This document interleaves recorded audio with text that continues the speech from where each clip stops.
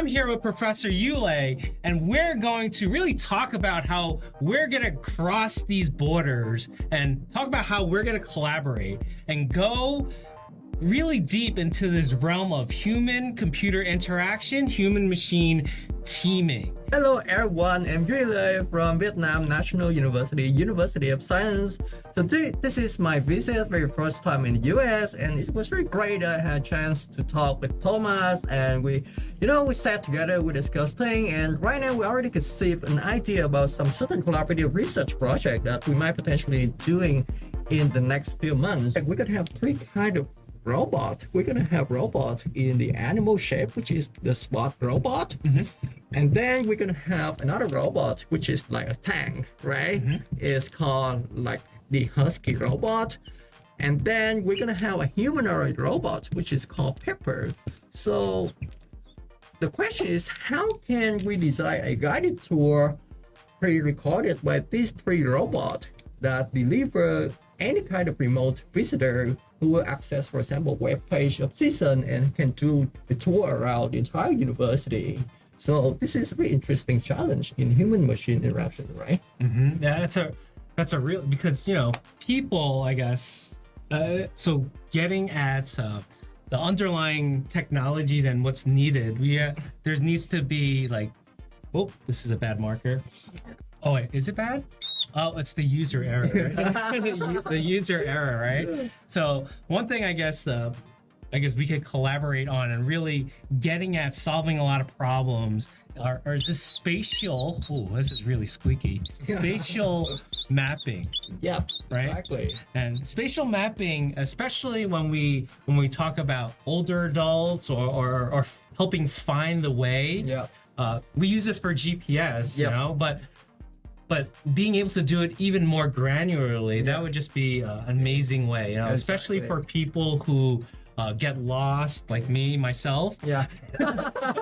but it's also a great way to help those populations, such as those who are older with Alzheimer's and dementia or mild cognitive impairment, being able to help better navigate the world. And this is a good use case of how can we use these technologies, combine both spatial mapping technologies along with robot assistance and in multiple forms to help people navigate their space. Exactly, and from a technical perspective, we have a lot of interesting problems to solve here. We can have the Spot and Husky who can do like outdoor mapping for the campus of the university, and then we also have the Pepper to do indoor mapping.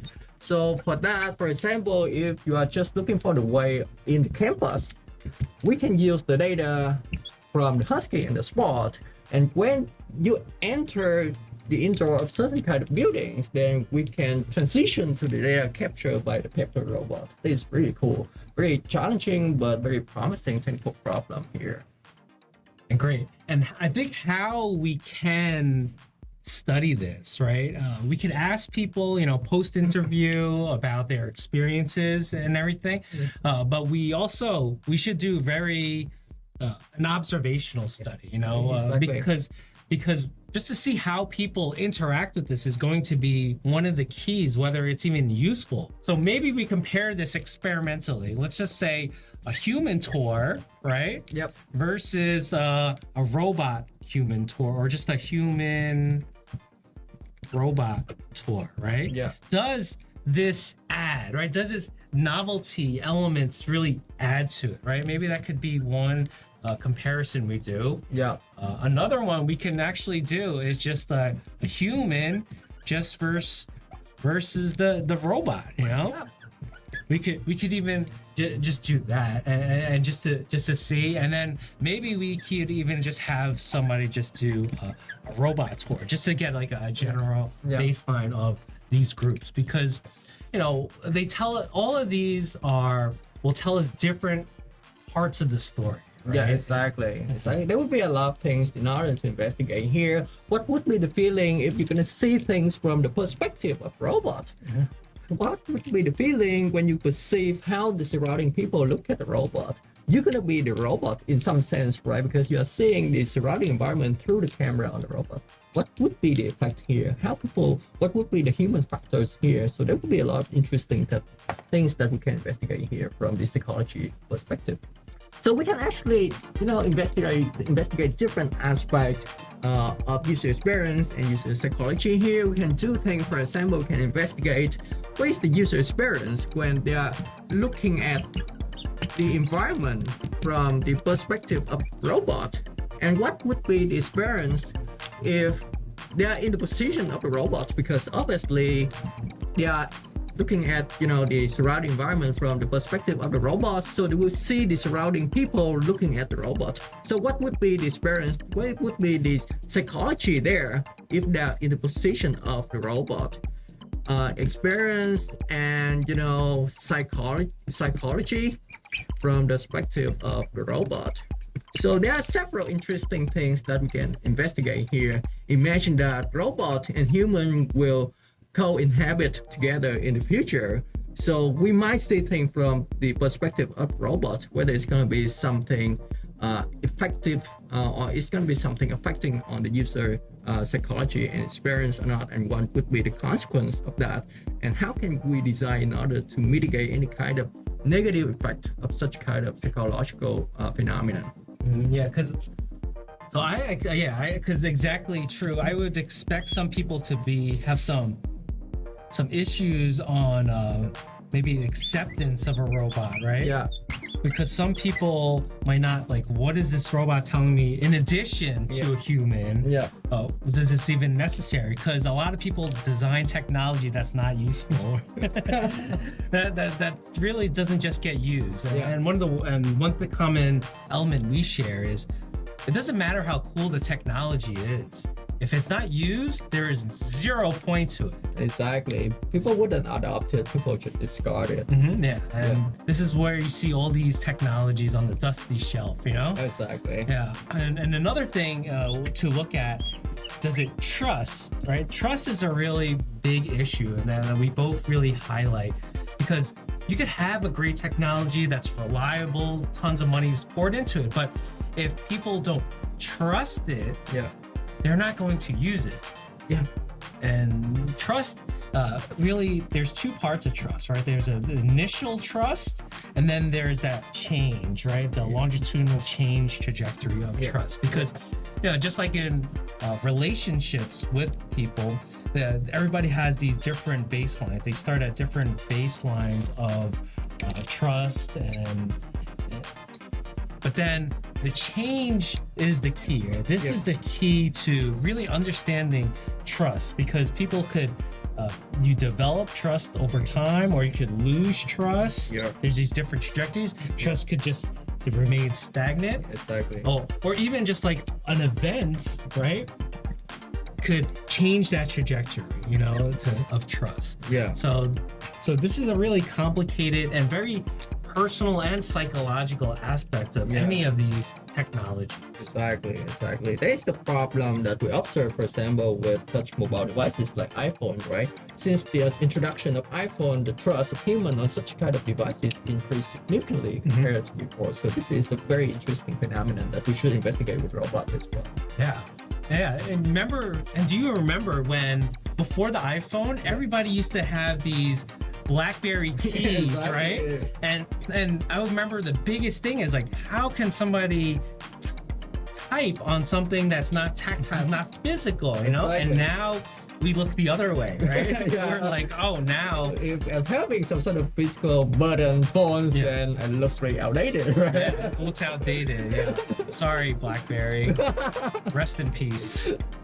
So first steps. What are the first steps? First steps, right, into building this collaboration. I think that the first step, of course, is to get all kind of technical foundation ready. So we need to have the the tracking system, the mapping system ready. We need to synthesize all kind of data from different cameras to reconstruct the 3D environment of the campus, as well as indoors of the building as well. So this is the first step. It's very important. And for this, we also need to collaborate with scientists and professors and students from other departments, for example, mechanical engineering department or computer science department. That is the technological foundation. And of course, we also need to investigate how people do touring at the moment. Yes. Yeah, we need to understand about the expectation, the psychology of people when they do touring. Yeah. So touring. Yeah. Oh, take this one. Yeah. Touring. Yeah. I would say touring as is, right? Yeah. Touring is exactly. Yeah, because then we could identify what are the pain points of it, right? Are there even? I don't know. Are there pain points of touring? The pain point is probably, if you are not physically there at the campus, you cannot do that. So it's the biggest pain point, right? Yeah, I don't know. But some people want to be there physically. Yes, exactly. So we could see like what would add to your experience. Exactly. Is your experience, was it fine, Yeah. Because I know I could foresee variability Yeah. because we've all been on tours where you had a great tour guide that makes your experience or a Yes. shitty one, right? Yeah, exactly. Who's like so boring and doesn't know what they're talking about. So Yeah. maybe reducing variability. So I think Exactly. That's why we Getting need this- robot, right? Because it's programmed, it's stable, it's not changing depending them. It's smooth every day like human, right? yeah. But I don't know. Is that something It's that adding people something. want though? I don't know. It's kind of exotic experience. Some people just want to have such kind of exotic thing, Yeah. You just some bad day, you have a nice tour guide and it's boring, but if you have some very harsh tour guide, then it adds some spicy. Yeah. So I don't know. I personally like when things get spicy. I'm a big spicy person. Right? I love spicy. I don't know. I like it when you could feel. I think tours are great because when people feel special, you know, and because it's the person-to-person interaction, and people usually don't take much out of it, like informationally. You could take a tour virtually on any campus nowadays, So what are the things that make it spicy, right? Is it a robot that makes it? I'm writing with my left hand, right? Is it a robot to makes it spicy? Is it like the interaction between a human and robot? I'm sure this is going to be a lot of people's first times with a robotic dog, right? Yeah. So is it just like the technology that they see? I don't know. The design of a robot, I mean the physical design, the digital design, the behavior design of a robot might be the thing that will add spicy in a tour. Yeah. So I guess, but then you could get anybody to engage in something, but how do we get this continuous engagement, right? Yeah. So this is like the initial, right? We could anything could be spicy. Like first dates could be really good and spicy, right? Yeah. But how do we continue that, right? How do we get somebody to come for a second time? Yeah. And then a third time. Yeah. And a fourth time, right? Yeah, exactly. I don't know, but I don't know how touring works because a tour could just be for one time. Yep.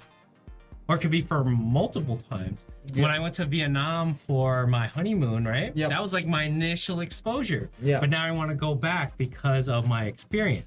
Okay. But for people But who... is that because there are some places that you haven't explored, so you want to continue exploring? Yeah, that's one part of it, definitely. And there's certain places like Pizza for Peas, right? I wanted to eat... Have you ever tried the, pork grilled pizza there? Yeah. It's a very exotic there because it's not really traditional Italian It's pizza. not, yeah, it's a combination of pizza and Vietnamese dish. Yeah, yeah. And you have it with fish sauce. So. Yeah. So those are the things that we want to continue and keep. But what is the goal for a tour to just have this great initial experience, or is it to people coming back? Exactly. So How can we design virtual touring experience so that it can attract people to come back time after time? And it's really challenging. Yeah, that's what tourism is, I guess, right? Yeah, exactly. Yeah. So do we want that for the CSUN thing, the project we're working on? What's the end goal? I guess that's like what are the metrics of what we're trying to achieve? Yeah, exactly. And if we can demonstrate the feasibility of such kind of virtual or remote touring experience, then probably NASA might adopt it and scale it to other things. For example, touring on space, Yeah. something like that. Yeah, yeah, because there's definitely that'd be great. You know, Yeah. touring the moon, especially with this Artemis Yeah. projects going on. You Yeah, know, yeah. and obviously Perseverance and Yeah. Curiosity on Mars. Yeah. Yeah, this would be amazing just to stimulate a whole new generation Yeah. of students, Yeah. of learners, Yeah, kids. exactly. We embrace their dream. They are not really, traveling on the earth anymore. Yeah. They will dream about traveling to the universe, to Yeah. the space. Yeah, even adults, honestly. Yes. Yeah, it's not just kids. I'm sorry, I'm just biased because I have a kid. Yeah. But yeah, I think that's one thing that really connects us all. Yeah. I feel like space connects us all. We live in it, you know, Yeah. regardless of your religion, your gender, everything. Yeah. Space travel is just like we live in this pale blue dot, right? That Yeah. Carl Sagan is saying, you know, Yeah. on this planet. So, Yeah. and if once we go above it, it's like, wow, we live in something bigger. Yeah, I think that's one of the reasons why I'm compelled to space. You know, Yeah. It's gonna be cool, interesting, and exciting project. yeah. So I guess maybe it is our thing just to test it out on campus first. Yeah, exactly. And then outside, because I guess we could test it on like what's really been studied a lot on Mars, right? Yeah. Is this area called the Jezero Crater, Yeah. which was an ancient riverbed Yeah. that they believe if there's going to be life, ancient signs of life, that's going to be there. All right. They have so many snapshots of that area. Yeah. We can reconstruct that, right? And then they could, they have it. It's all public data. All right. So we could reconstruct that and put it there and have people just tour. Yeah. That might be Touring using the Mars rover. Yeah. That's gonna be exotic experience there. yeah. And then being able to, maybe we could do other aspects, like beyond looking. I think so. Part of a tour, I guess. Now we're thinking about touching, having hands-on experience on smelling things, that people. Yeah, I think that's something. Those are elements that either recreate with the robot, or I don't know how you would do it. Would you send somebody a package to like, okay, this sign? You know that there are technology that allow you to synthesize smells. So, really? Yeah, exactly. So it will, gather the smell, will extract different kind of components of the smell, and it will try to synthesize that original smells using a machine. Yeah, because if we do the five senses, right? Yeah, exactly. And what makes something memorable, especially, is let's just do the five senses. It's like have touch something. Yeah. We can taste it. We can touch it. We can hear it for sure. Hear it, yeah. And of course, we We see can it. see it. Yeah. But is there a feeling of it? Yeah. Oh wait, no, that is touch. Whoops. Wait, what is it? Touch, taste, and touch. Here we see, we touch, we smell, we taste. Oh wait, what are five senses? Taste using our tongue. We taste it. Smell, touch. Smell is taste. Yeah, Taste. Oh, yeah, taste. Yes. yeah. It's five senses. Senses. Yes. Yep. So yeah, but one thing psychologically that makes things memorable Yep. is emotions. Emotion. Yes. I mean. So how do we infuse emotions into this? Yeah, and actually emotions comes from, different aspect. It can be a synergy of these five senses, but it should attach to people personally. For example, my emotion with certain place might come from the memories that I had with those places. I might have some accident with those places, but I used to, meet very nice people with those places. And those kind of events actually trigger different kind of senses. Yeah, and exactly. It stay in our memory. Yeah, exactly. Especially, I think of food a lot. Yeah. Yeah. But yeah, obviously this is related to taste and emotions and touch. Yeah. So Yeah.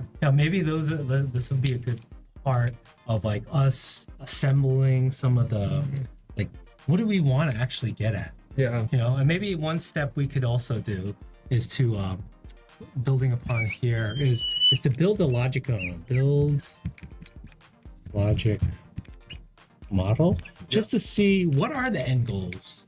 What is the status quo? What is the short-term outcomes, middle-term outcomes, and what is the long-term outcomes of this project? Yeah, exactly.